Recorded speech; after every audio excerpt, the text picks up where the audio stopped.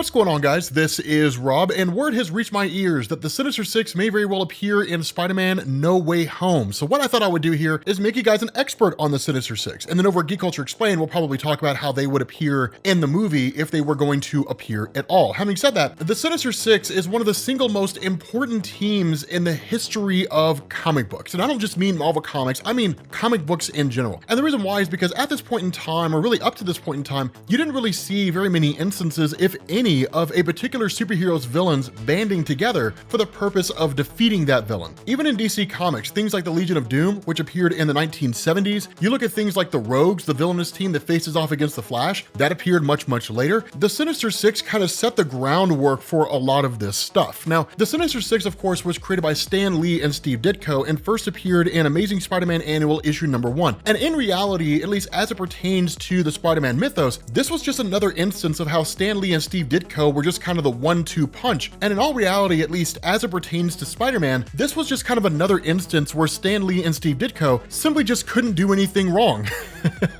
The reason why, and kind of talking about Spider-Man for a second, the reason why is because, as most of you guys know, Spider-Man is the face of Marvel Comics, right? And I would argue he's far and away one of the most popular characters to ever exist in the history of comic books, and I'm talking everybody in general. And so in the early Spider-Man stories, the reason he succeeded so well was really twofold. The first was because of the fact that Peter Parker was relatable. He was the kid who was bullied at school, he couldn't get the girl, he always struggled, he was always down on his luck, and then he got his powers and everything changed, right? So it's kind of everybody's dream scenario. Man, I wish I was muscular enough to get the girl, or I wish I was cool enough that nobody wanted to make fun of me and everybody wanted to be my friend, right? And while nobody was really Peter Parker's friend, even when he was Spider-Man, he did go on to become one of the most important superheroes in Marvel. The other part of this is that because Spider-Man wore a mask, anybody could be the person behind the mask. So the kid who was reading Spider-Man and being bullied or made fun of or couldn't get the girl or what have you, or could in some form or fashion relate to the struggle of Peter Parker, could see themselves as the person behind the mask and live vicariously through the comic that they were reading. And so as you went through the early Spider-Man stories, the various villains that were introduced, not all of them were winners, but a lot of them were. And the Sinister Six was a culmination of that, right? The Sinister Six was a coming together of the veritable who's who of Spider-Man villains all teaming up to face off against him.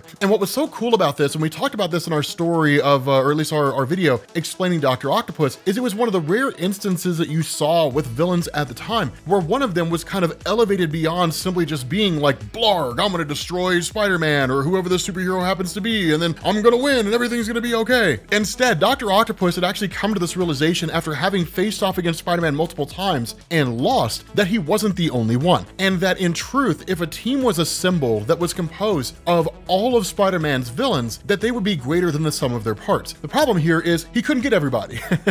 Only 5 villains were willing to help him engage in his plan to take on Spider-Man. And of course, those 5 guys were Vulture, Mysterio, Electro, Sandman, and Kraven the Hunter. And so what you saw over the course of this story, at least in the initial beginnings anyway, Peter Parker was kind of losing his powers. A lot of this was predicated on the idea of his internal guilt over the death of Uncle Ben, how that basically haunted him and how it changed his life. It's the one great failing that Peter Parker sees himself as consistently having. In more recent years, it's also the death of Gwen Stacy. But nonetheless, the fact that he was struggling mentally in this way meant the time was perfect for Doctor Octopus to strike. And so what he did is he basically enlisted the other members of the Six, and then in turn, what they ended up doing was, 1, kidnapping Betty Brant and Aunt May, of course, Betty Brant basically being the love interest of Peter Parker at the time. Not really his true love. You know, she wasn't going to be the girl that he was going to go on to marry. Of course, the intention was for it to be Gwen Stacy. Jerry Conway killed her off in the 70s, and it became Mary Jane Watson, but she was his first kind of girlfriend, right? The first real girlfriend that Peter Parker had. The other thing is that in order to defeat Spider-Man, they had to break away from the status quo. The way things had always worked previously, at least for the most part, when Peter Parker faced off against these different members of the Sinister Six, is that when a fight broke out, he would usually lure them to a location where Spider-Man stood the best possible chance of winning, right? Very much a playbook out of Sun Tzu's The Art of War. Dr. Octopus sought to turn that on its head and lure Spider-Man to a place where the villains stood the best chance of winning. And so that's why when the whole thing pops off and Spider-Man's lured from one location to the next after having gained his powers. He fights each member of the Sinister Six in a place that's the most conducive to their ability. So for example, he fights Electro in an electrical plant. The fight between himself and Kraven takes place in a nature preserve, and the fight between Mysterio and Spider-Man actually really results in Mysterio tricking Spider-Man into believing he's facing off against the X-Men. And that's one of the things that made this story so fantastic, is because it was a veritable who's who of the Marvel roster at the time. While Spider-Man had kind of gone missing, right, basically just disappeared, and while he was truly facing off against the Sinister Six, nobody knew where he was. And so that's why you saw appearances of the Fantastic Four, you saw Captain America. Almost everybody from the Marvel roster at the time had a kind of cameo in this story, if for no other reason than to solidify that Spider-Man is a meaningful member of the superhero community, and that if he were to disappear, his presence would be missed. And so where Peter Parker is able to gain the upper hand on each one of these guys by basically exploiting their powers to his own ends, there were a couple background themes that were taking place here. One of the major themes that took place was the nature of Doctor Octopus, in the sense that Stan Lee and Steve Ditko, while they had done a lot of work on Otto Octavius over the time when he was being written by these guys and drawn by these guys, and the goal was to make him a more interesting villain, this story did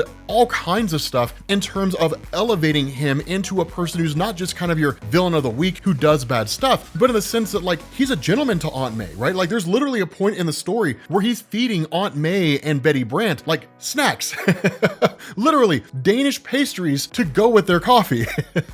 And Aunt May has no real clue what's going on. Now, in reality, they'd been kidnapped by the Sinister Six as a means to basically lure Spider-Man in and then try to find a way to destroy them. But the goal of Otto Octavius was not to kill Aunt May or Betty Brant in order to defeat Peter Parker. The goal was to defeat Peter Parker and to use them as a means to get to him. And so again, while the fight takes place between each member of the Sinister Six and then ultimately leads to a fight between Spider-Man and Doctor Octopus, which of course Spider-Man's able to successfully overcome and then saves Aunt May and Betty Brant, and the day kind of goes on.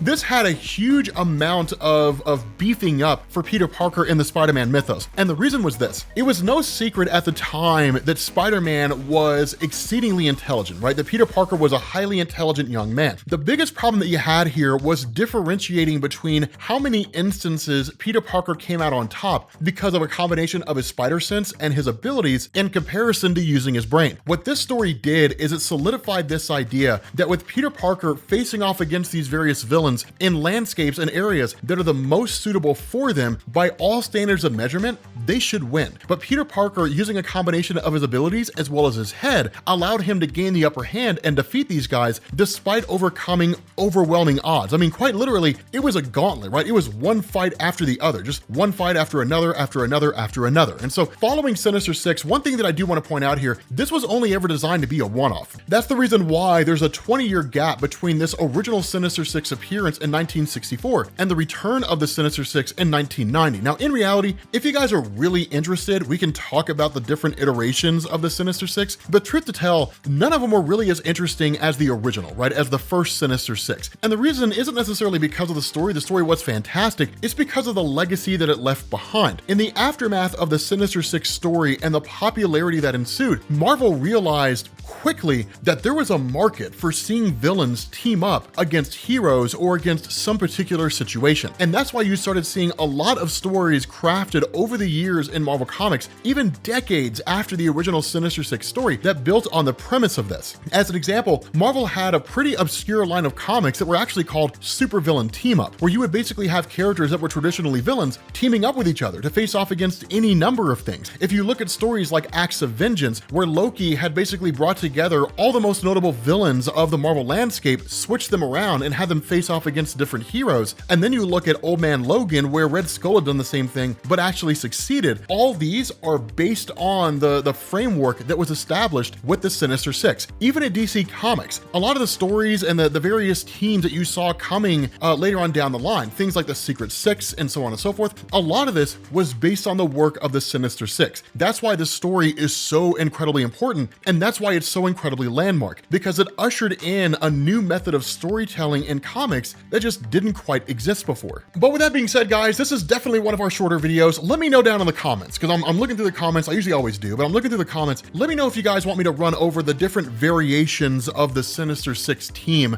because it wasn't always Sinister Six, right? You had the Sinister Six, then you had Return, then you had Revenge, and those were okay. okay, right? They weren't really that great. Honestly, it was less about the Sinister Six trying to defeat Spider-Man and more about the Sinister Six trying to conquer the world, right? So it really kind of lost its legacy, its value, its meaning when you got around to those stories. But let me know if you guys are interested in seeing those. But with that being said, guys, we're gonna bring this to an end. Thank you guys for watching, and I will catch you all later.